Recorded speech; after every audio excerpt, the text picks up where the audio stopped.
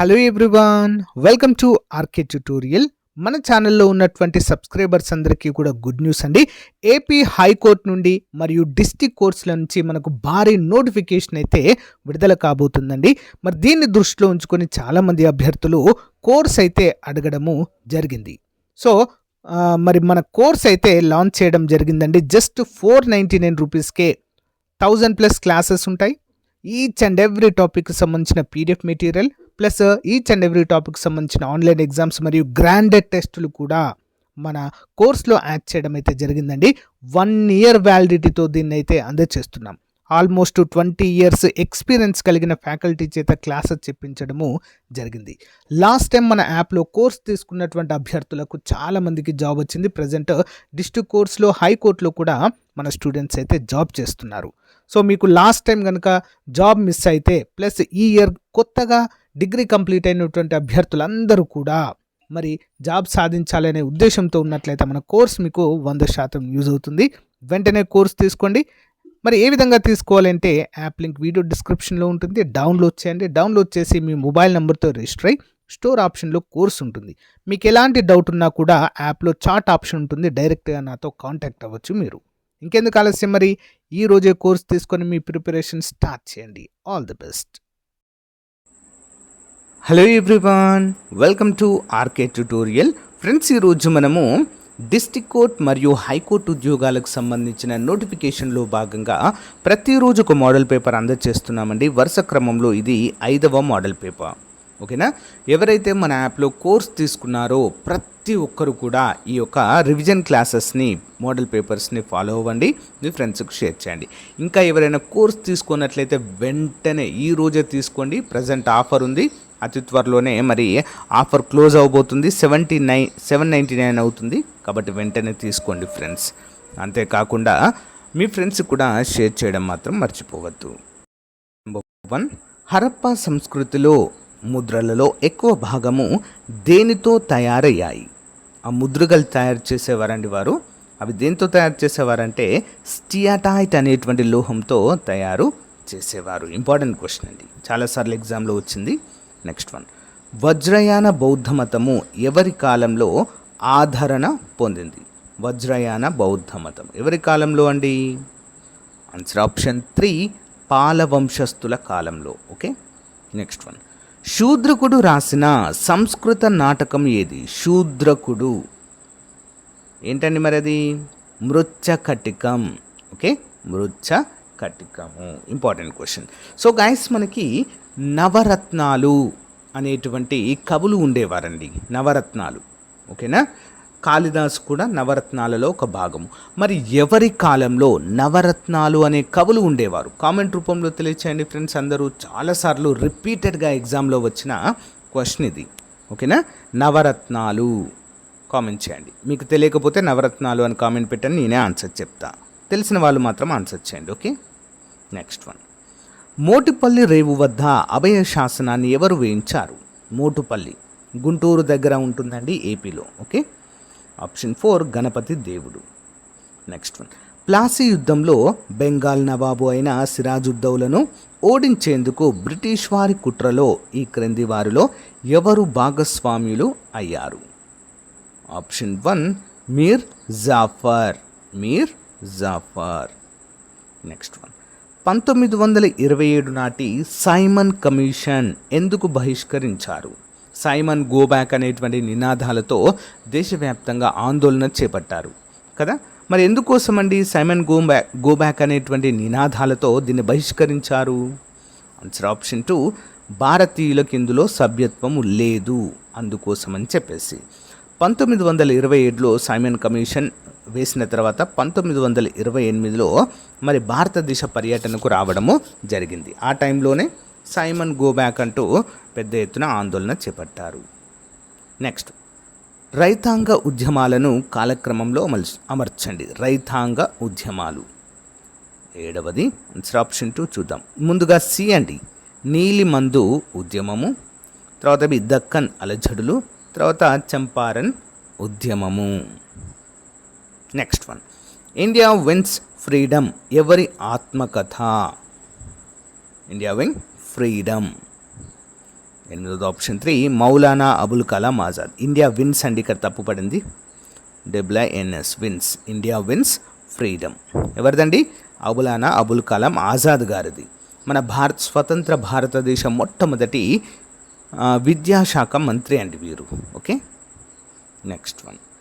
వీరేశలింగం గారు సాంఘిక సంస్కరణ సందేశముల కొరకై 1874లో ప్రారంభించిన పత్రిక ఏది? Answer Vivekavardhini. Okay, Vivekavardhini. Next one. సాహిత్యము, కళ, సైనిక రంగాలలో విజయాల వల్ల గొప్పవాడుగా పేరు పొందిన పల్లవ రాజు ఎవరు? ఎవరండి? మొదటి నరసింహవర్మ. మొదటి నరసింహవర్మ. Next one. క్రింది వాటిని జతపరచుము. శీతోష్ణ స్థితి మరియు అది ఉండేటువంటి కాలము. వేసవి కాలం, శీతాకాలం, నైరుతి ఋతుపవన కాలము, ఈశాన్య ఋతుపవన కాలము. మరి ఏ కాలంలో, ఏ నెలల్లో ఇవి వస్తాయి? ఆప్షన్ 3 చూద్దామండి. వేసవి కాలము మార్చ్ టు ఏప్రిల్. ఓకేనా, వేసవి కాలము. నెక్స్ట్ శీతాకాలము డిసెంబర్ టు మార్చ్. నెక్స్ట్ నైరుతి ఋతుపవన కాలము జూన్, జూలై, ఆగస్ట్, సెప్టెంబర్ వరకు కూడా ఉంటుంది. ఈశాన్య ఋతుపవన కాలం అక్టోబర్, నవంబర్, డిసెంబర్లలో ఇవైతే ఉంటుంది. Next one.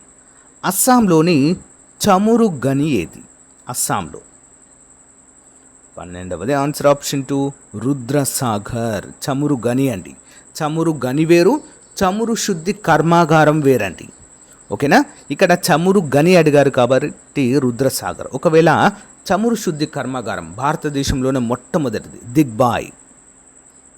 దిగ్బాయ్ అస్సాంలోనే ఉంటుంది. ఓకే, గమనించాలి. నెక్స్ట్. ఏ రకమైన వ్యవసాయంలో ఎక్కువగా ప్రచ్ఛన్న నిరుద్యోగము ఏర్పడుతుంది? ప్రచ్ఛన్న నిరుద్యోగము.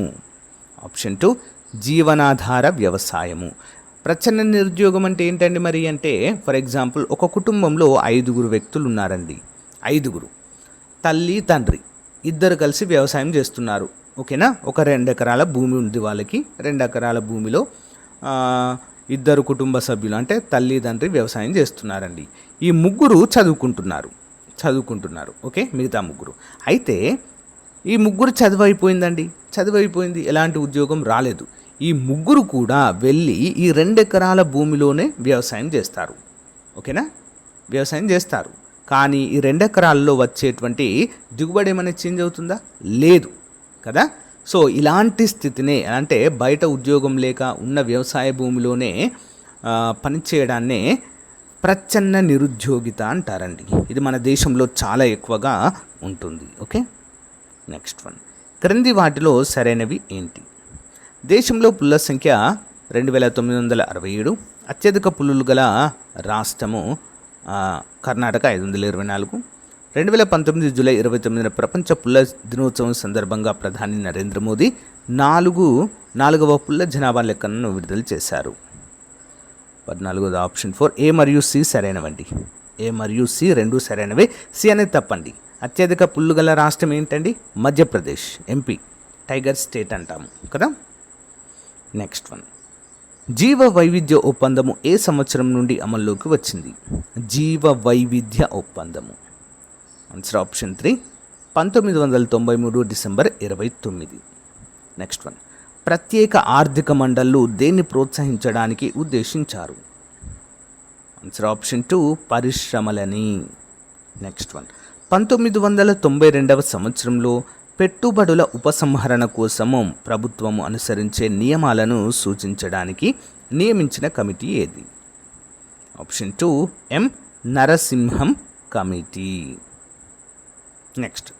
రాష్ట్ర శాసనసభను ఎవరు లేదా ఏది రద్దు చేయగలదు? ఎవరండి? పార్లమెంట్ రద్దు చేయగలదండి అత్యవసర పరిస్థితి సమయాలలో. ఓకేనా. Next one. ఈ క్రింది ఏ సలహా విషయంలో అశోక్ మెహతా కమిటీ బల్వంతరాయ్ మెహతా కమిటీ నుండి భిన్నత్వాన్ని కలిగి ఉంది? అశోక్ మెహతా మరియు బల్వంతరాయ్ మెహతా ఈ రెండు కమిటీలు కూడా పంచాయతీరాజ్ వ్యవస్థను గురించి తెలియజేస్తాయి. ఓకేనా. మరి ఎందుకు భిన్నత్వాన్ని కలిగి ఉన్నాయండి ఇవి? ఆన్సర్ ఆప్షన్ 2 ABC మూడింటి కారణంగా చూద్దాం. రెండంచెల పంచాయతీరాజ్ వ్యవస్థ అంటే అశోక్ మెహతా రెండంచెల విధానము, బలవంతరాయ్ మెహతా మూడంచెల విధానాన్ని ప్రవేశపెట్టారు. ఓకే, అన్ని అంచెల పంచాయతీ ఎన్నికలు అధికారికంగా రాజకీయ పార్టీలు పాల్గొనాలని ఒకరు తెలిపితే మరొకరు వద్దు అని చెప్పారు. జిల్లా పరిషత్ కార్యనిర్వాహక వర్గంగా ఉండాలని ఒకరు, ఉండకూడదని మరొకరు. జిల్లా పరిషత్కు అభివృద్ధి పనులు అప్పచెప్పాలని ఒక కమిటీ, వద్దు అనేది మరొక కమిటీ. వీటి యొక్క భిన్నత్వాన్ని కలిగి ఉన్నాయి రెండు కమిటీల యొక్క నివేదికలలో. మానవ జీర్ణాశయంలో ఉండే గ్రంథులలో ఏ గ్రంథులు శ్లేష్మాన్ని గ్యాస్ట్రిన్ అనే హార్మోన్ ద్వారా స్రవించడము జరుగుతుంది? సో మానవ జీర్ణాశయంలో ఉండేటువంటి ఏ గ్రంథులు శ్లేష్మాన్ని గ్యాస్ట్రిన్ అనే హార్మోన్ని స్రవిస్తాయి? 20వది సరైన సమాధానము ఆన్సర్ ఆప్షన్ 2 అండి, జఠర నిర్గమ గ్రంథులు. నెక్స్ట్ వన్, విద్యుదయస్కాంత తరంగాలను సిద్ధాంతపరంగా ప్రతిపాదించిన శాస్త్రవేత్త ఎవరు? ఎవరండి? మ్యాక్స్వెల్. నెక్స్ట్, క్రింది వానిలో యాంటీ ఫర్టిలిటీ అంటే గర్భనిరోధక మందులు ఏవి? యాంటీ ఫర్టిలిటీ గర్భనిరోధక మందులు ఏంటండి? 1 and 2, నరేథిన్ డ్రోన్ మరియు ఇథనాయిల్ స్టైడోల్ అనేటువంటి రెండు కూడా. నెక్స్ట్ వన్, నీటి నుండి ఫ్లోరిన్ను తొలగించే నల్లగొండ టెక్నిక్ను అభివృద్ధి చేసిన సంస్థ ఏది? ఇంపార్టెంట్ క్వశ్చన్ అండి. Answer option 4, national environmental engineering research institute. Next one, దేశీయ పరిజ్ఞానంతో రూపొందించిన క్రయోజెనిక్ ఇంజన్ను తొలిసారిగా ఏ ఉపగ్రహ నౌకలో వినియోగించారు? Answer option 2, GSLV D3. Next one, ప్రపంచ వాణిజ్య సంస్థ ప్రస్తుత డైరెక్టర్ జనరల్ ఎవరు? ప్రపంచ వాణిజ్య సంస్థ ప్రస్తుత డైరెక్టర్ జనరల్ ఎవరు? 25 ఆప్షన్ 1, ఎన్గోజీ ఒకోంజో ఇవాలా. ఆయన పేరండి అదంతా. క్రింది వాటిని జతపరచండి. సంస్థ మరియు ప్రధాన కార్యాలయం ఐక్యరాజ్య సమితి, నానాజాతి సమితి, విశ్వ తపాలా సంఘము, అంతర్జాతీయ మ్యారిటైమ్ సంస్థ. ఎక్కడ ఉన్నాయి వీటి యొక్క ప్రధాన కార్యాలయాలు? మరి చూద్దాం. ఐక్యరాజ్య సమితి న్యూయార్క్ అమెరికా, నానాజాతి సమితి జెనీవా. నెక్స్ట్ విశ్వ తపాలా సంఘము ఆప్షన్ 2 బెర్న్. అంతర్జాతీయ మ్యారిటైమ్ సంస్థ లండన్లో కలదు. నెక్స్ట్ వన్, భారతదేశ టోపోగ్రాఫికల్ మ్యాప్స్ను ప్రచురించేటువంటి సంస్థ ఏది? Answer option 4, SOI. Next one, టేకు వృక్షాలు విస్తారంగా పెరిగే ప్రాంతాలు ఏవి? టేకు. Answer option 4, central India. Okay, ముఖ్యంగా టేకు వృక్షాలు, టేకు కల్పన ఎక్కువగా ఉత్పత్తి చేసేటువంటి రాష్ట్రం కర్ణాటక అండి. ఓకేనా, ఇటు దక్షిణ భారతదేశం, మధ్య భారతదేశం నుంచి దక్షిణ భారతదేశం వరకు ఇవి ఎక్కువగా పెరుగుతాయి. క్రింది ప్రకటనలలో ఏది సరైనది? 29 ఆన్సర్ ఆప్షన్ 3 అండి, 1 మాత్రమే. ఏంటి? తమిళనాడు రాష్ట్రంలో ఉన్న కముతి సౌర విద్యుత్ కేంద్రము అతిపెద్ద సౌర ప్రాజెక్టులలో ఒకటిగా గుర్తింపు పొందింది. నెక్స్ట్ వన్, క్రింది వ్యాఖ్యలను చదవండి.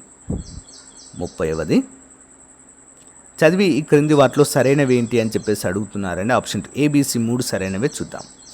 పెద్ద తరహా శాంపిల్ సర్వేలను నేషనల్ శాంపిల్ సర్వే ఆఫీస్ నిర్వహిస్తుంది. కరెక్ట్.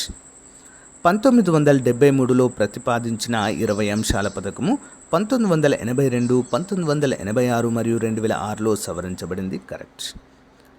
కేంద్ర గణాంకాల కమిషన్ నేషనల్ స్టాటిస్టికల్ కమిషన్ యొక్క పూర్తి స్థాయి మార్గదర్శకం మరియు పర్యవేక్షణలో నేషనల్ శాంపిల్ సర్వే ఆఫీస్ స్వయం ప్రతిపత్తితో విధులను నిర్వహించును. ఇంపార్టెంట్. నెక్స్ట్ వన్, దిగువ తెలిపిన పరిశ్రమలలో ఏది లేదా ఏవి వ్యవసాయ ఆధారిత పరిశ్రమ కాదు? వ్యవసాయ ఆధారిత పరిశ్రమ కాదు. క్రింది వాటిలో ఏది? ఆన్సర్ ఆప్షన్ 1 D మాత్రమే అండి. ఆటోమొబైల్ పరిశ్రమ కాదు. వస్త్ర పరిశ్రమ, పంచదార పరిశ్రమ, పేపర్ పరిశ్రమ ఇవన్నీ కూడా వ్యవసాయ ఆధారిత పరిశ్రమలు. నెక్స్ట్ వన్, రాష్ట్ర శాసనసభకు సంబంధించి క్రింది ప్రకటనలను పరిశీలించి క్రింది వాటిలో సరైనవి ఏంటి అని అడుగుతున్నారు. 32 ఆన్సర్ ఆప్షన్ 2 అండి. ఓకేనా. 1 మరియు 2 సరైన. చూద్దాం. సాధారణ బిల్లును ఏ సభలోనైనా ప్రవేశపెట్టవచ్చు. నెక్స్ట్, మొదటిసారి శాసన మండలి సాధారణ బిల్లును 3 నెలల వరకు ఆలస్యము చేయవచ్చును. 2 కూడా సరైనవే. నెక్స్ట్ వన్, 1919 భారత ప్రభుత్వ చట్టము రిజర్వ్డ్ అంశాలలో లేని విషయము ఏది? ఆన్సర్ ఆప్షన్ 3 అండి, స్థానిక స్వపరిపాలన ప్రభుత్వము అనే అంశము లేదు 1919 భారత ప్రభుత్వ చట్టములో. నెక్స్ట్, ప్రపంచీకరణ ప్రక్రియకు ప్రధాన కారణం ఏంటి? ప్రపంచీకరణ ప్రక్రియకు ప్రధాన కారణం 34, ఆన్సర్ ఆప్షన్ 4, వేగంగా అభివృద్ధి చెందుతున్న సాంకేతిక పరిజ్ఞానము. Next one, sales force partner innovation award communication కేటగిరీలో ఏ సంస్థను వరించింది? 35, option 1, product. Next one, doctor Abdul Kalam Seva Puraskar గ్రహీత ఎవరు? డాక్టర్ అబ్దుల్ కలాం సేవా పురస్కార గ్రహీత 36, ఆన్సర్ ఆప్షన్ 2 అండి, రవికుమార్ సాగర్. నెక్స్ట్ వన్, థాయిలాండ్లోని బ్యాంకాక్లో జరిగిన ATTU ఆసియా కప్ టోర్నమెంట్లో కాంస్య పథకం సాధించిన తొలి భారతీయ మహిళగా రికార్డు సృష్టించిన వారు ఎవరు? Answer option 3, Manika Batra. మొదటి ప్రపంచ ఖోఖో వరల్డ్ కప్ 2025 విజేత ఏ దేశం? మొదటి ప్రపంచ కప్ ఖోఖో వరల్డ్ కప్ అండి, ఇటీవల జరిగింది. మరి దీని యొక్క విజేత ఎవరు? ఆప్షన్ 2, ఇండియా అండి, భారతదేశం. 2025 తెలంగాణ హైకోర్టు ప్రధాన న్యాయమూర్తిగా ఎవరున్నారండి? 39, ఆన్సర్ ఆప్షన్ 4, అలోక్ ఆరాధే గారు ఉన్నారు ప్రెసిడెంట్. తెలంగాణ రాష్ట్రంలో సిల్వర్ ఫిలిగ్రీకి ప్రసిద్ధి చెందిన జిల్లా ఏది? కరీంనగర్. నెక్స్ట్ వన్, క్రింది వాటిలో ఏ నగరము దక్షిణాసియాలో మొదటి CDP క్లైమేట్ యాక్షన్ జాబితాలో అగ్రస్థానంలో నిలిచింది? Answer option 4, Mumbai. ఏంటండి? Mumbai. Next one, FICCI lifetime achievement award 2022 ఎవరికి లభించింది? Answer option 4, Rajendra Pawar. భారత సైన్యము ఏ దేశ బలగాలతో కలిసి గరుడ శక్తి ద్వైపాక్షిక ఉమ్మడి శిక్షణ విన్యాసాలలో పాల్గొంది? Option 3, Indonesia. డెలాయిట్ ఇండియా CEOగా ఎవరు నామినేట్ అయ్యారు? Answer option 4, Romal Shetty. Next, ఆంధ్రప్రదేశ్లో అటవీ విస్తీర్ణం ఎక్కువగా ఉన్న జిల్లా ఏది? ఆంధ్రప్రదేశ్లో అటవీ విస్తీర్ణం ఎక్కువగా ఉన్న జిల్లా అల్లూరి సీతారామరాజు జిల్లా. ప్రముఖ పర్యాటక ప్రాంతము భైరవకోన ఏపీలో ఏ జిల్లాలో ఉంది? భైరవకోన. ఆప్షన్ 1, ప్రకాశం జిల్లా. ఆంధ్రప్రదేశ్ రాష్ట్ర మహిళా కమిషన్ చైర్మన్గా ఎవరు నియమితులయ్యారు? ఇటీవలే జరిగిందండి నియామకము, రాయపాటి శైలజ గారు. ఆంధ్రప్రదేశ్ రాష్ట్రంలో ఎత్తైన శిఖరం పేరేంటి? ఏంటండి? సీతమ్మ కొండ. లాస్ట్ ఇయర్ హైకోర్టు ఎగ్జామ్లో అడిగారు. దీన్ని అరోమా కొండ అని కూడా అంటారు. సీతమ్మ కొండ లేదా అరోమా కొండ. ఓకే, అరోమా కొండ. ఓకే. నెక్స్ట్ వన్, దక్షిణ భారత్లో అతిపెద్ద సిమెంట్ పరిశ్రమ ఏది? దక్షిణ భారతదేశంలో అతిపెద్ద సిమెంట్ పరిశ్రమ ఏంటండి? 49, ఆప్షన్ 4, దక్కన్ సిమెంట్. ఆంధ్రప్రదేశ్లో కొత్త రైల్వే జోన్ పరిపాలనా బిల్డింగ్లను మోదీ ఏ రోజున ప్రారంభించారు? ఇంపార్టెంట్ క్వశ్చన్ అండి. ఆప్షన్ 2, 8 జనవరి 2025. సో గైస్, ఇది ఈ రోజుకు సంబంధించిన మోస్ట్ ఇంపార్టెంట్ కరెంట్ అఫైర్స్. మీకు నచ్చితే లైక్ చేయండి, తప్పకుండా మీ ఫ్రెండ్స్తో షేర్ చేయండి. Have a nice day, bye.